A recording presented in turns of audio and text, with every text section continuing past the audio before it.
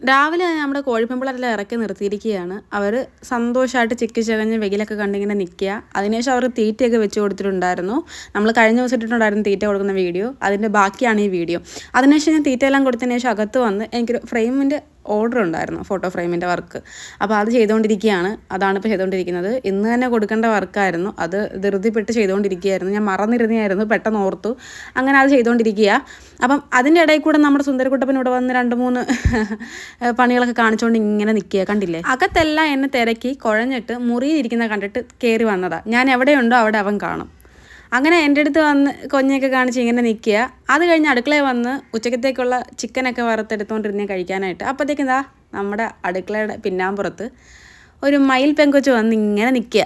പിന്നെ അവൾക്ക് കുറച്ച് തീറ്റയൊക്കെ ഇട്ട് കൊടുത്തു. തീറ്റ എന്ന് പറഞ്ഞാൽ അരിമണിയാണ് കേട്ടോ. അരിമണിയൊക്കെ ഇട്ട് കൊടുത്തു. ആൾ സന്തോഷമായിട്ട് നമ്മുടെ മതിലിൻ്റെ പുറത്ത് ഇങ്ങനെ നിൽക്കുക.